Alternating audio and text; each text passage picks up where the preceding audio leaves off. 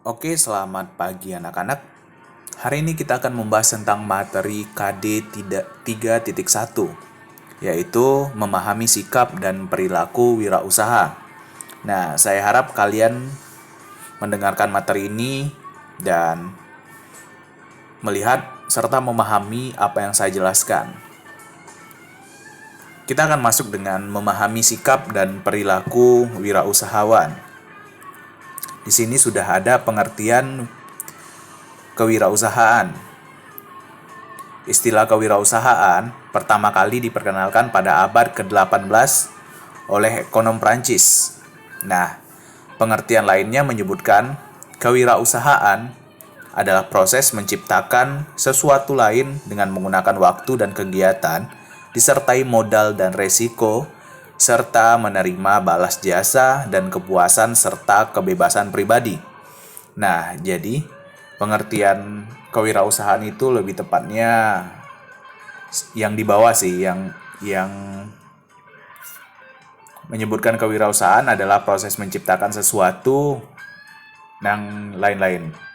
Nah, kita lanjut yang kedua, wirausaha dan kewirausahaan. Ini ada gambarnya. Wirausaha, seseorang atau sekelompok orang mengkoordinasi faktor-faktor produksi, yaitu alam, tenaga kerja, modal, dan keahlian. Berbeda dengan kewirausahaan. Lebih ke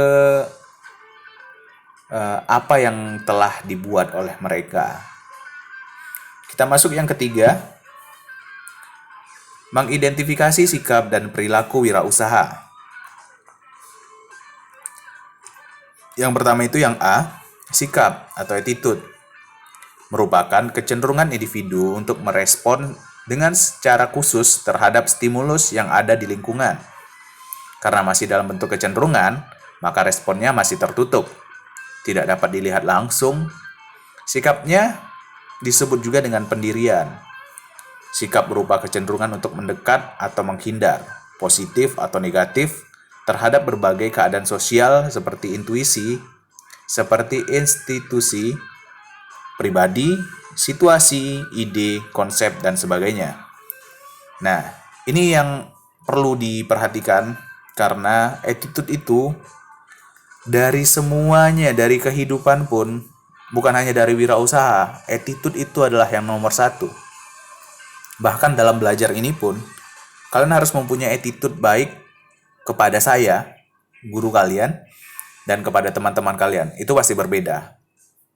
Kita lanjut dengan sikap seorang wirausahawan, diantaranya positive thinking. Yang kedua, berorientasi jauh ke depan, berpikir maju. Sikap prestatif. Yang keempat, yang ketiga, tidak gentar menghadapi pesaing. Yang keempat, sikap selalu ingin tahu. Yang kelima, ingin memberi yang terbaik untuk orang lain. Yang keenam, penuh semangat dan pantang menyerah. Yang ketujuh, memiliki komitmen yang kuat dan integritas yang tinggi untuk meraih impian. Nah, poin ketujuh dibagi lagi, yaitu poin ketujuh tidak dibagi, tetapi ini lanjutan dari A tadi. Setelah attitude, ada perilaku.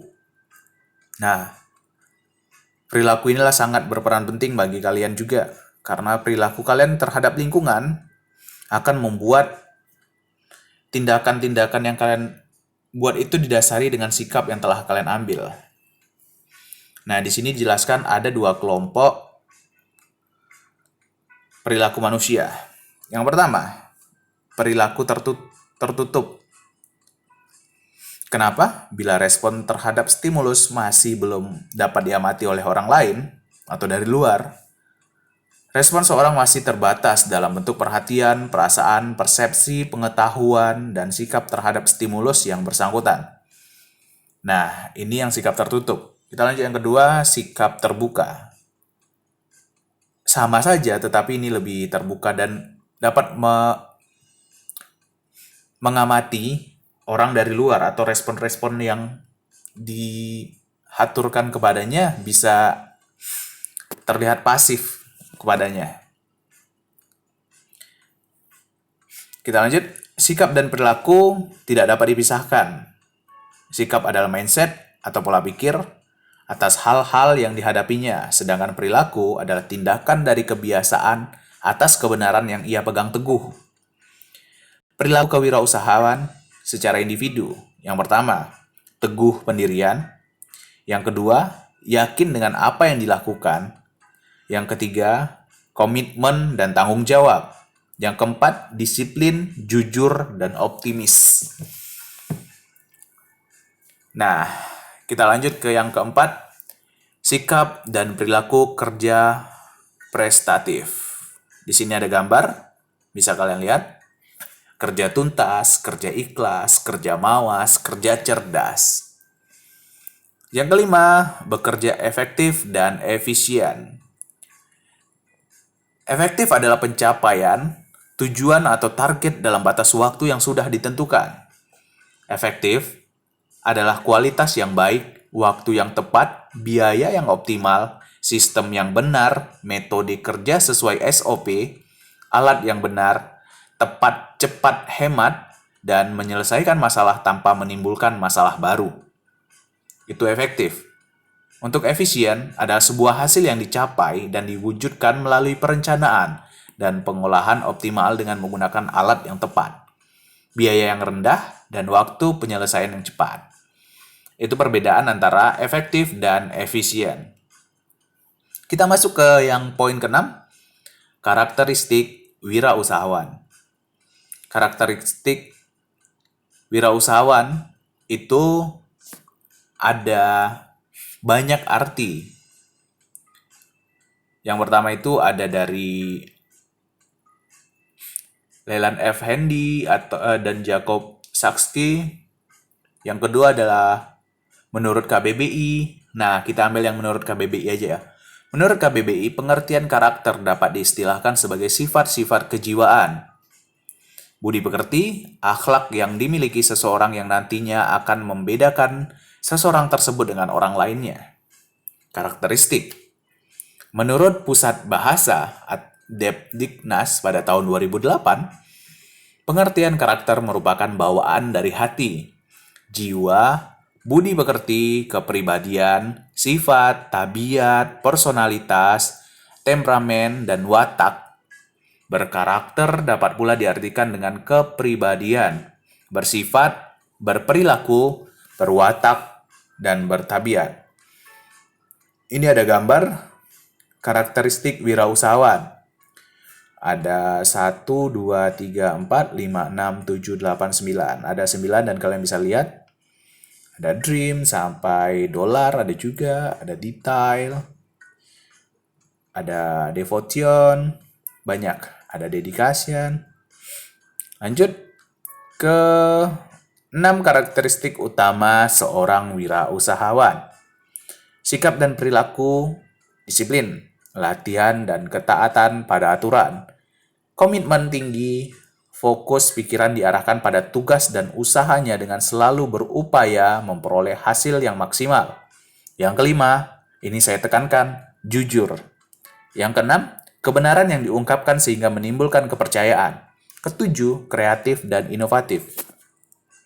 Karakteristik seorang wirausahawan ini juga bisa digunakan ke dalam kehidupan sehari-hari. Coba deh ketika kalian bersikap dan berperilaku disiplin, kalian akan dilihat, misalnya di dunia kerja, kalian akan dilihat oleh bos kalian untuk bisa naik jabatan ataupun kayak mana. Latihan dan ketaatan pada aturan. Ketika kalian mengikuti aturan dengan baik, itu berarti kalian sudah menghargai aturan tersebut. Tidak ada kata aturan dibuat untuk dilanggar. Tidak, itu salah besar. Karena aturan itu dibuat untuk dikerjakan. Yang ketiga, komitmen tinggi. Harus punya komitmen ketika kalian berwirausaha. Ataupun ketika kalian ingin membuat konten YouTube ataupun postingan Instagram yang baik ataupun gimana, kalian harus mempunyai komitmen yang tinggi. Karena itu adalah kunci utama agar kalian tidak mudah dalam menyerah. Yang keempat, fokus pikiran. diarahkan pada tugas dan usahanya.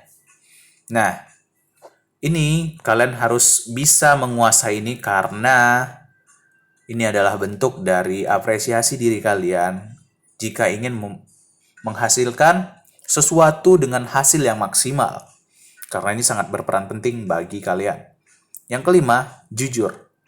Kenapa saya tekankan jujur? Karena kehidupan itu ketika kalian jujur, siapapun dimanapun bumi yang kalian pijak ataupun negara yang kalian datangi, ketika kalian jujur, kalian akan lebih dihargai daripada orang yang tidak jujur. Karena itu adalah fokus utama orang melihat kalian. Pasti. Yang keenam, kebenaran yang diungkap. Sehingga menimbulkan kepercayaan. Apapun itu, jangan sampai berbohong. Karena kalian, misalnya ada masalah nih di sini. Kalian jujur aja, jangan nanti dibilangnya cepu-cepu. Enggak. Kalian itu harus mengungkap kebenaran seperti korupsi yang sekarang lagi marak atau gimana. Dan itu akan menimbulkan kepercayaan. Anggap saja ketika menteri kita menangkap buronan BNI yang 17 tahun, lari kemana? Ke luar negara. Nah, dan dia menangkap itu diungkapkan sampai dia menimbulkan kepercayaan publik kepada dia.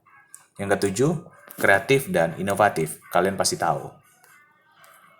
Nah, masih banyak di sini. Ini adalah gambarnya. Bisa kalian lihat. Udah, kita lanjut. 4. Sisi potensial yang dimiliki manusia yang ingin selalu maju. Mawas diri, mempertajam suara hati, kebebasan berekspresi, berpikir mengarah ke depan dan memecahkan masalah dengan imajinasi, kreativitas, dan adaptasi. Nggak mungkin anak MM nggak bisa kayak gini. Faktor keberhasilan dan kegagalan wirausahawan. Aspek yang mendukung keberhasilan seorang wirausahawan yang pertama, kognitif, penalaran dan kemampuan berpikir. Yang kedua, psikomotorik. Seperti bahasa Jepang, psikomotorik. Berasosiasi kerja fisik. Unsur dan sikap mental, unsur kewaspadaan, jujur, disiplin, dan berani. Nih, oke? Ini gambarnya. Kita lanjut, faktor yang menyebabkan kegagalan. Tidak adanya perencanaan yang matang. Itu yang pertama. Yang kedua, bakat yang tidak cocok. Jangan coba-coba. Yang ketiga, kurangnya pengalaman dalam berwirausaha. Yang keempat, tidak mempunyai semangat dalam berwirausaha. Yang kelima, kurangnya modal untuk berkembang. Tapi ini bisa diganti dengan modal kecil aja, nggak apa-apa. Yang kelima, lemahnya pemasaran hasil produk. Yang keenam, tidak memiliki etos kerja tinggi. Nah, itu yang menyebabkan kegagalan. Saya tadi yang saya tambahkan lah ya. Kalian tidak pengen mengerjakan sesuatu untuk menjadi wirausahaan. Itulah yang menyebabkan. Seperti ada yang menyerahkan semalam yang menyebutkan bahwa kenapa suka wirausahawan? Apa hal yang kalian suka? Ada yang menulis tentang saya tidak suka berwirausahawan, tetapi tidak suka belajar mengajar.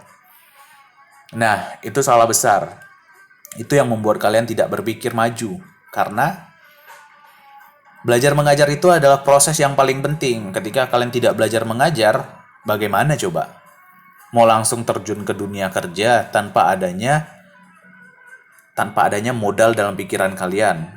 Sebenarnya saya menyayangkan jawaban itu, karena itu tidak masuk di dalam pertanyaan sebenarnya. Tidak apa-apa, saya harap tidak ada seperti itu lagi, karena kalian bisa menganggap saya teman ketika di luar, tapi di sekolah, kalian menganggap saya guru. Oke, terima kasih dan semangat belajar. Untuk tugas besok aja, minggu besok aja, nggak perlu minggu ini. Oke, terima kasih.